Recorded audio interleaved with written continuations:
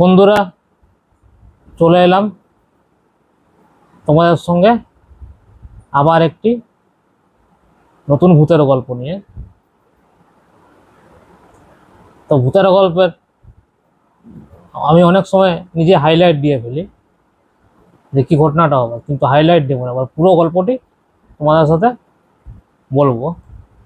মানে হাইলাইট দিলে গল্পের একটা মেন থিম বোঝা যায়, কিন্তু পুরো গল্পটা করলে সেটা আরও বেশি মজাদার। মানে হাইলাইট দিলে মানে সে সিনেমার আগে ট্রেলার দেখানোর মতো কিছুটা আর কি বলতে গেলে, কিন্তু এটা কিন্তু গল্পটা বলে ডাইরেক্ট সিনেমাটা দেখানোর মতো। তো চলো, যাই হোক, আজকে গল্প শুরু করা যাক। রাহুল, আশিস, আকাশ আর দীনেশ, চারজনেই কলকাতাতে ওরা একটি বড় প্রাইভেট সেক্টরে চাকরি করে।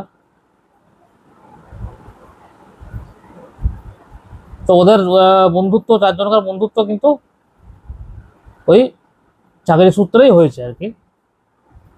প্রথম প্রথম ওরা অন্যান্য জায়গায় থাকতো আর কি, মানে কাছাকাছি থাকতো কলকাতায়, যেখানে চাকরি করতে হচ্ছে প্রাইভেট সেক্টরে। তো কাছাকাছি থাকতো, কিন্তু পরে ওদের যখন বন্ধুত্ব হয় চারজনেই অন্যান্য নিজ গ্রাম থেকে বিলং করে। চারজনের যখন বন্ধুত্ব হয় তো তখন ওরা ঠিক করে যে চারজনই ওরা একসাথে থাকবে। তো অনেক দিনকার বন্ডিং, কিন্তু এটা মোটামুটি 5-6 বছর চাকরি করার পর ওদের বন্ডিংটা এসছে, মানে একসাথে থাকার ব্যাপারটা আর কি। তো চারজনে বললো যে, রাহুল বললো ঠিক আছে তাহলে এক কাজ করলে তো হয়, একটা ভারত থেকে বাড়ি থেকে ভাড়া নিলে তো হচ্ছে, চারজন শেয়ার করে দেবো সব কিছু, ইলেকট্রিক বিল, জল ভাড়া সব কিছু শেয়ার করে দেবো আমরা। বললো, তখন আকাশ বললো না, আইডিয়াটা তো ভালো।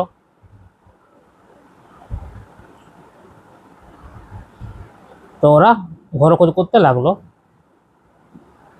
তো বড় শহর তো ঘর পাওয়া একটু মুশকিল, ভালো ঘর পেতে গেলে একটু সময় লাগে। তো কিন্তু আলটিমেটলি ওরা ভালো ঘর পেয়েছিল, একটু খোঁজাখুঁজির পর ওরা ভালো ঘর পেয়েছিল। ভালো বলতে কি, মানে ওরা একবারে যেটা মানে আশা করেছিল সেই রকম ঘরটি পায়নি, কিন্তু চারজন থাকার জন্য যথেষ্ট ভালো। বাড়িটি খুব সুন্দর, আর ভাড়াটাও মোটামুটি যে ওই বাড়ি অনুযায়ী কিন্তু ঠিকই আছে বলবো।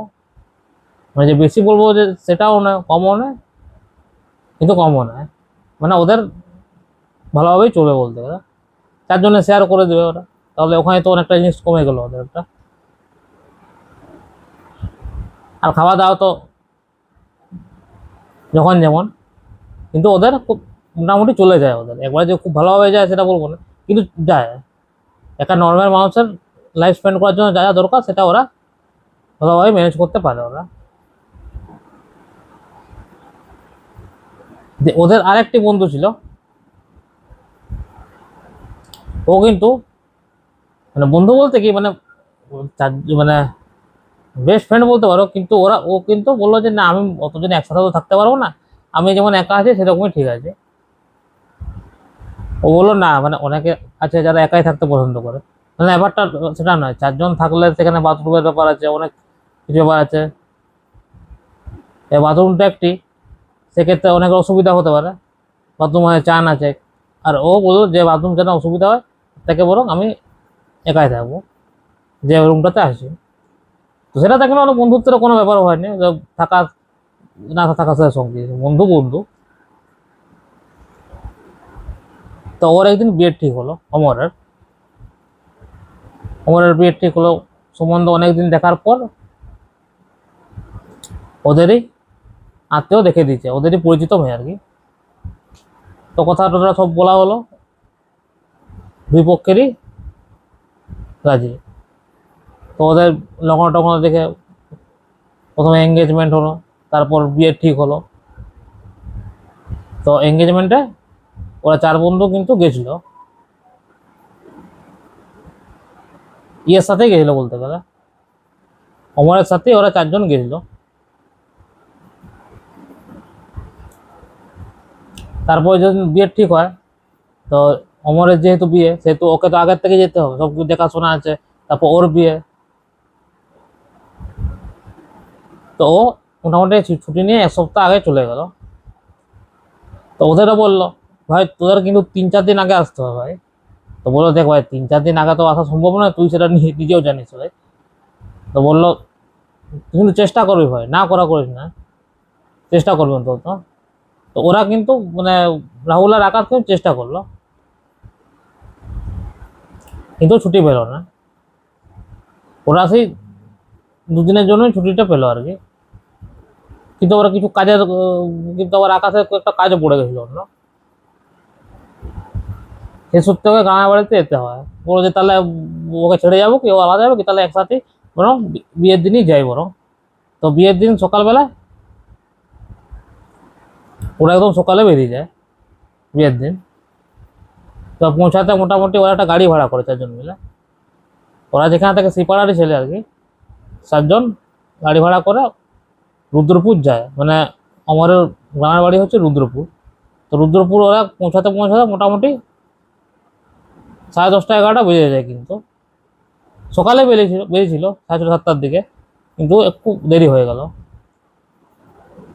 দিয়ে ওরা এলো, তারপর অমর তো বেশ রেগে আছে বন্ধুদের উপর, যে তোরা বললাম তোদেরকে 3-4 দিন আগে, তোরা কিন্তু চেষ্টা করিসনি ভাই,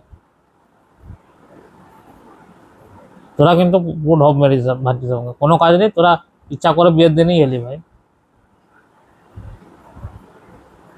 তখন বলে রাগ করিস না, চিন্তা করতে রাগ করিস না ভাই, কিন্তু পরে আবার ঠিক হয়ে যায়। ও ঠিক আছে, আয় তোর ভিতরে ভিতরে আত্মীয়দের সাথে পরিচয় হলো, ওদের গ্রামের বন্ধু এসেছিল, ওদের গ্রামের ছোটবেলাকার বন্ধু, তারা হয়েছে, তার সাথে পরিচয় হলো। মানে অনেক মানে বিয়ে বাড়িতে এখন গেলে যেরকম হয়, অনেক লোকের সাথে পরিচয় হলো, কে কি করে আর কোথায় বাড়ি, এইভাবে গল্প গুজব হতে শুরু করলো। তারপর তো রাতের খাওয়া দাওয়া তো চুকলো, বিয়েটাও হলো। তো বললো যে তোদের তাহলে আমি ব্যবস্থা করে দেবো শোয়ার, মানে রাতে রাতে থাকারটা। তো তখন 4 বন্ধু বলে উঠলো যে কালকে তো আমাদের ডিউটি জয়েন করতেই হবে ভাই। রাহুল তখন বলে উঠলো যে ডিউটি আমাদের কালকে জয়েন করতে হবে ভাই, আমাদের যদি কালকে যদি না যায়, আমাদের স্যার, তুই তো জানিস স্যারকে কিরকম খেটখেটা, স্যার কিন্তু ভালো রকম ঝেড়ে দেওয়া ভাই, এমনকি চাকরির থেকেও পার করে দিতে পারে, মানে ফায়ার করে দিতে পারে, সাসপেন্ড যাকে বলে। তো বললো দেখ ভাই, তোদেরকে মানে বন্ধু হিসাবে বলছি, তোরা আজকে না গেলে ভালো করতিস ভাই। এবার আমি যেহেতু কোম্পানিতে চাকরি করি, তোদের কথাগুলো তো ঠিক, আমিও তো চিনি হেড জায়গায়, স্যারকে তো চিনি ভালোভাবে কিরকম লোক। তো তোরা যাচ্ছিস যা ভাই, কিন্তু একটা কথা বলবো, তোরা যে রাস্তা দিয়ে এসছিস তোরা সকাল থেকে, সেই রাস্তাতে কিন্তু যাস না ভাই, তোরা বরং উল্টো রাস্তাতেই যা। আর একটা রুট আমি জানি, বলে দিচ্ছি তোরা কোন দিক দিয়ে যেতে হবে, হয়তো একটু দেরি লাগবে কিন্তু সেফ রাস্তা। তো তখন রাহুল বলে উঠলো যে কেন রে আমার, এই রাস্তায় কি ক্ষতি আছে, রাস্তা তো খুব মানে সুন্দর ছিল, এবড়ো খেবড়ো রাস্তা তা নয়, খুব সুন্দর রাস্তা বলতে গেলে। তো বললো যে ব্যাপারটা সেটা নয়, তোরা আসার সময় একটা জিনিস বোধহয় লক্ষ্য করিস নি, আসার সময় ওখানে একটা একটু দূরে, মানে মেন রোড থেকে একটু দূরে, মানে 10-12 পা হাঁটলেই তোরা একটা কারখানা দেখতে পেয়েছিলি কোনো? তখন দিনেশ বললো যে হ্যাঁ, আমি কিন্তু একটা কারখানা লক্ষ্য করেছিলাম আসার সময়, একটু দূরে, কারখানা পরিত্যক্ত, মানে বন্ধ হয়ে গেছে টোটালি। তো ওই কারখানাটাতেই নাকি ভূত আছে, রাত্রিবেলা যারাই বেরোয় তাদের কি ওই কারখানার থেকে কেউ কখনো কখনো বাচ্চা ছেলেকে দেখতে পেয়েছে, কখনো আবার কোনো লোক দাঁড়িয়ে আছে, বা কোনো সাদা কাপড় মেয়ে দাঁড়িয়ে আছে, বা সবসময় দাঁড়াতে বলে, যেন লিফট চাইছে তারা, কিন্তু যারা জানে তারা কিন্তু জিনিসটাকে এড়িয়ে চলে যায়, মানে ওখানে গাড়ি থামায় না বলতে গেলে, ওই কারখানার রাস্তাটিতে। তো 4 জন তো ঘটনা মানে ব্যাপারটা শুনে তো হেসেই পড়লো, যে ভাই তুইও ভূতে বিশ্বাস করিস? তো বললো দেখ ভাই, সবকিছু তো ভাই বিশ্বাস উপশ্বাসের উপর নির্ভর নয়, আমার বাবা বা দাদুরাও সেই জিনিসটি ফিল করেছে, ওই জন্য বাবা দাদুরাও কিন্তু ওই রাস্তা দিয়ে কেউ পেরায় না। গ্রামের সবাই জানে ব্যাপারটা।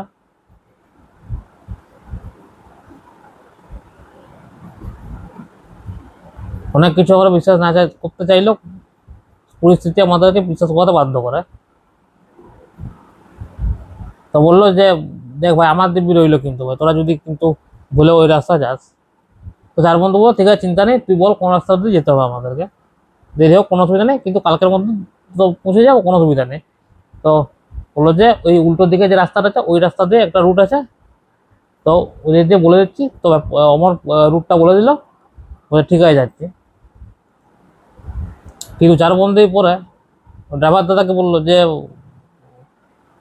ওই এক মাত্র ছাড়া মানে কোথাও ওর ইগনোর করে দিল, ওর যেমন এসছিলাম সেরকমই চলো। তো ওরা সেই রাস্তা দিয়ে গেল। কিছুটা যাওয়ার পর মোটামুটি 2 ঘন্টা যাওয়ার পর, 2 ঘন্টা গাড়ি রান্না করলো। মোটামুটি তখন রাত মনে 1টার থেকে 1টার মধ্যে, তখন চারিপাশারি কেউ নেই, সব ফাঁকা দুপাশারি। আর দুপাশারি ছোট ছোট ঘরগুলি দেখা যাচ্ছে, এগুলো তো সব ঘুমিয়ে পড়েছে ওরা। হঠাৎ একটা জায়গায় এসে গাড়িটা খারাপ হয়ে যায়, হট করে স্টার্ট মানে স্টার্ট বন্ধ হয়ে যায়। এবার অনেক চেষ্টা করলো, কোনো মতেও কিছু হলো না। বহু চেষ্টা করলো স্টার্ট করার, তাহলে ইঞ্জিনে কিছু গোলমাল হয়েছে কিনা। আর যদি হয়েও থাকে তো এবার ওখানে কাকে ডাকবে? আর ওই রাস্তা দিয়ে আর কেউ পেরাচ্ছে না যে লিফট নেবে।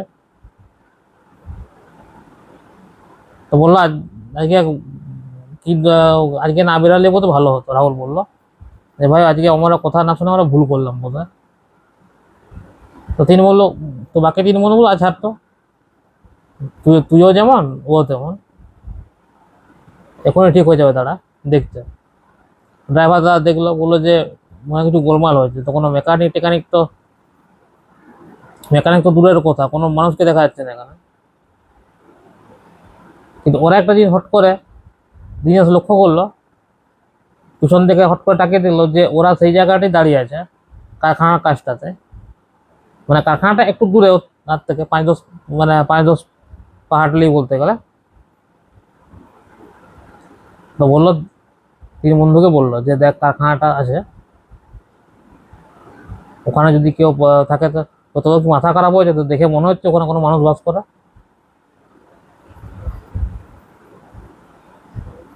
তো তখন আকাশ বললো আরে গিয়ে দেখি না, অমর তো বলছিল খুব ভূত আছে খুব ভূত আছে, তো ওখানটা গিয়ে দেখে আসি একবার। তো তখন ড্রাইভার দাও বললো, ড্রাইভার দার নাম হচ্ছে রাকেশ। তো রাকেশ দা তোমার বলে উঠলো, ও ঠিক আছে দাদা চলো আমিও তোমার সাথে যাই। ও ঠিক আছে রাকেশ দা চলো। তো 5 জন ওরা ফ্যাক্টরিটার কাছে গেল, কারখানাটার কাছে। কিন্তু কারখানাটা দেখে বোঝা যাচ্ছে কিন্তু যে বহুকাল পূর্বে কোনো হয়তো দুর্ঘটনা ঘটেছিল হয়তো, তার জন্য কারখানাটি আজও একই অবস্থায় পড়ে আছে। তো দেখে বোঝা যাচ্ছে কোনো আগুন টাগুন টাইপের লেগেছিল, অনেক বড় একটা দুর্ঘটনা ঘটেছিল আর কি। তো ওরা তো কারখানার ভিতরে ঢুকলো, কিছু কিছু চারিদিক থেকে চামচিকা এদিক ওদিক ঘুরে বেড়াচ্ছে, আর আশেপাশে ঝিঝি পোকার ডাক।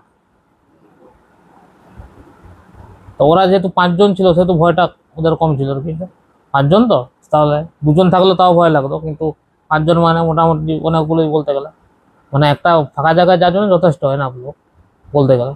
তো 5 জন কিন্তু ওরা কিন্তু ভয় পায়নি। একা থাকলে বা 2 জন থাকলে কিন্তু ভয় লাগতো, তো যেহেতু 5 জন একসাথে আছে ওরা, কিন্তু ভয়টা লাগেনি ওরা। কিন্তু হঠাৎ যেন আকাশের কানে একটা চলাফেরার শব্দ এলো, মানে মনে হলো যে না ওরা 5 জন ছাড়াও এই ফ্যাক্টরিতে আরো কেউ হয়তো আছে।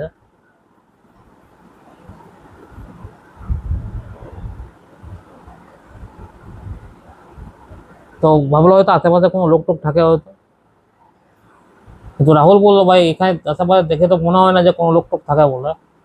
তো ভাই আমরা এখানে এসে ভুল করিনি তো ভাই, হতে পারে অমর যেটা বলেছে সেটা হয়তো সত্যি, আমরাই হয়তো অস্বীকার করলাম ব্যাপারটা। তখন আবার বললো যে না আমাদের ভুল হচ্ছে হয়তো কোথাও। কিন্তু কিছুক্ষণ পরে ওদের সাথে একটা অদ্ভুত ঘটনা ঘটতে লাগলো। ওরা চারিপাশ থেকে কালো ছায়া ওদেরকে ঘিরে ফেললো। এবার কালো ছায়াগুলি দেখে বলছে কোন বাচ্চা ছেলের ছায়া আছে, ভদ্রলোকের ছায়া আছে, ভদ্রমহিলার, মানে ছেলে মেয়ে বাচ্চার তিন টাইপেরই ছায়া আছে দেখা যাচ্ছে, চারিদিক থেকে যেন ঘিরে আসছে ওরা। তো বাইরের থেকে সমস্ত বাতাস বইতে শুরু করলো। তো ওদের চোখগুলো শুধু দেখা যাচ্ছে লাল পাড়া, পুরোটাই মানে পুরো শুধু ছায়া আর চোখগুলি লাল দেখা যাচ্ছিল। তো হঠাৎ কিছুক্ষণ পরেই ওরা দেখতে পেলো অনেকে দেখলো আহত অবস্থায় দাঁড়িয়ে আছে, অনেকের শরীরে আগুন মানে পুড়ে গেলে যা হয়, মানে বিভিন্ন রকম ভাবে আহত অবস্থায় সবাই দাঁড়িয়ে আছে আর তাদের চোখগুলো লাল যেন।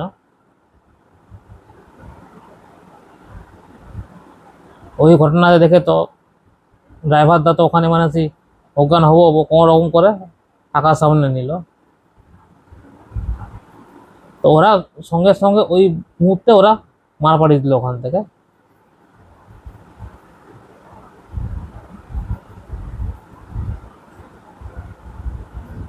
তো ছুটতে ছুটতে গিয়ে রাহুল হোঁচটকে পড়ে যায়। রাহুলের পায়ে লেগে যায়, ও হাঁটতে পারে। তখন চারজন মিল ধরে কোমরম করে ও রাহুল যতটা সম্ভব জোর আছে একটু কষ্ট করবো হয় তাড়াতাড়ি যেন এখান থেকে বেরাতে পারি, যতটা সম্ভব বেরাতে পারি আমরা। তো ওরা কোনোরকম রাহুল মানে বলতে গেলে সারা জীবনে জোরটা দিয়ে ও কোমরম করে একটু জোরে ছুটতে লাগলো। পায়ে ব্যথা করছিল প্রচন্ড ঠিকই, কিন্তু প্রাণ ভয় ওরা ছুটতে লাগলো। ছুটতে কিছুটা ছুটার পর মোটামুটি 5-10 মিনিট ছোটার পর একটা যেগুলো মন্দির আছে, হনুমানজির মন্দির। তো হনুমানজির মন্দিরের কাছে ওরা গিয়ে বসলো, বলে যে এখানে ওরা আসতে পারবে না। মন্দিরের সামনে গিয়ে বসার পর দেখলো হঠাৎ মানে রাহুল যেহেতু আহত হয়েছে ও বসে পড়েছে শান্তিতে, বাকিরাও বসে পড়লো। তো এই করতে করতে বসতে বসতে ওদের দুজন কারো কখন চোখ লেগে গেছে মনে নেই, শুধু আকাশ আর ওই ড্রাইভার দা দুজনই জেগেছিল, বাকি তিনজন কখন যে ঘুমিয়ে পড়েছে কোনো ঠিক নেই। তারপর তারা বসতে বসতে সকাল হয়ে যায় ওরা। তো হঠাৎ ওই মন্দিরে পুরোহিত মশাই এসে দেখলো যে 5জন ছেলে ওখানে, তার মধ্যে 3জন ঘুমিয়ে আছে ওখানে, আর বাকি দুজন হালকা জেগে আছে। জেগে আছে কিন্তু ক্লান্তি ভাব দেখে বোঝা যাচ্ছে।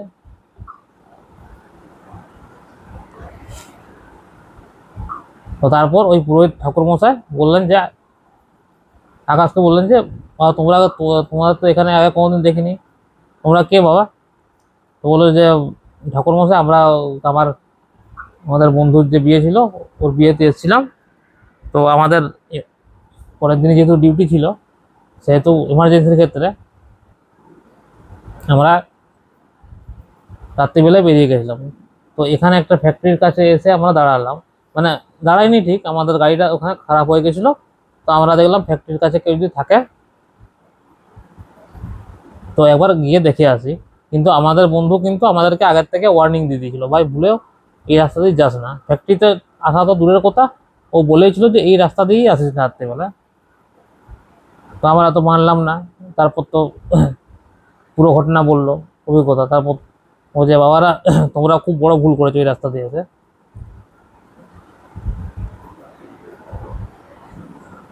আমরা অনেক সময় যেটি দেখি সেটি বিশ্বাস করি। তো যখন পুরোহিত মশাই বললো, তখন রাহুল জিজ্ঞেস করলো, রাহুল তখন একটু জেগেছিল, মানে উঠলো আর কি আস্তে আস্তে।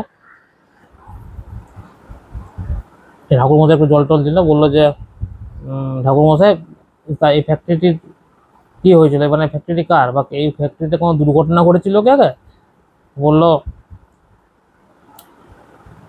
শুনেছি বহুত দিন আগে, বহুকাল আগে নাকি একবার এই ফ্যাক্টরিতে অনেক লেবার ছিল, কাজ করতো, অনেক শ্রমিক ছিল এই ফ্যাক্টরিতে। তো হঠাৎ কোনো দুর্ঘটনাবশত ফ্যাক্টরিতে আগুন লেগে যায়। এবার কিসের ফ্যাক্টরি ছিল সেটা তো বলতে পারবো না, কিন্তু ফ্যাক্টরি ছিল, কিন্তু আর দুর্ঘটনাবশত কিন্তু একটা আগুন লেগে যায়। এবার আগুনটা লাগানো হয়েছিল না লেগে যায় সেটা কিন্তু জানা হয়নি, কিন্তু ওই দুর্ঘটনার কবলে অনেকেই পড়েছিল, অনেক অনেক মানুষ মারা যায়। কিছু কিছু বাচ্চা ছেলে হয়তো গেছিল আর কি, হয়তো তাদের বাবার কাজ করতো সেখানে, সে বাচ্চা ছেলেরা মারা যায়। তারপর থেকেই এই রাস্তা দিয়ে যে গেলে কখনো কখনো বাচ্চা ছেলে, কখনো মেয়ের, কখনো লোকের ছায়া কিন্তু দেখা যায় মাঝে মাঝে। এগুলো আর আর কেউ না, তাদেরই আত্মা, অতৃপ্ত আত্মা। কারণ অপঘাতে যেহেতু মৃত্যু হয়েছে, তাদের আত্মা শান্তি পায়নি, ওই জন্যে ওদেরকে মাঝে মাঝেই দেখা যায়। ওই জন্য এই রাস্তাটাকে অনেকেই রাত্রিবেলা অ্যাভয়েড করে চলে, আর গেলেও পেরিয়ে যায় সোজা, দাঁড়ায় না ভুল করে। তো তারপর বললো যে এখানে কোনো আশেপাশে কোনো আর কোনো শহর আছে বা কোনো গ্রাম আছে বা বাসটা যদি ধরতে পারি আমরা, বলি তোমরা বরং এক কাজ করো, তোমরা একটু এগিয়ে যাও, মোটামুটি 10-15 মিনিট হাঁটো তোমরা, একটি গ্রাম আছে ওখানে বাস, তুমি ওরা কলকাতার বাস পেয়ে যাবে ওখান থেকে। তো ওখান থেকে ওরা বাস টাস নিল, বাস নিয়ে তারপর তো গাড়ি যা করার হলো ওখান থেকে। ওরা শহরে গিয়ে তারপর অমরের বিয়ে সব কিছুগুলো ও এলো। তারপর অমরকে সব ঘটনাটা বললো যে ভাই আমাদেরকে ক্ষমা করে দে ভাই, কিছু মনে করিস না, আমরা তোর কথা ইগনোর করে ওই সেই সোজা রাস্তা দিয়ে গেছিলাম ভাই। তো তারপর পুরো ঘটনাটি বললো। তখন অমর বললো দেখলি ভাই কি হয়েছিল।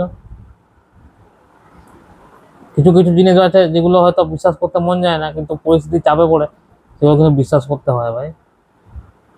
এগুলো আমিও একসময় বিশ্বাস করতাম না, কিন্তু আমিও 2-1 বার ফেস করেছি। কিন্তু তোদের যে এত বড় বিপদ হয়েছে, সেরকম বিপদে কোনোদিন পড়তে হয়নি। বাবা দাদু আগে থেকেই ওয়ার্নিং দিয়ে দিয়েছিল আমাকে। তো বাবা দাদু যেখানে বারণ করছে সেখানে সাহস করে না যাওয়াটাই ভালো। তো ওরা কিন্তু ওই ঘটনাটি কোনোদিন ভুলেনি। তো বন্ধুরা, আজকের গল্পটি তোমাদের কেমন লাগলো তোমরা কিন্তু কমেন্টস, লাইক আর শেয়ার করে অবশ্যই জানাও।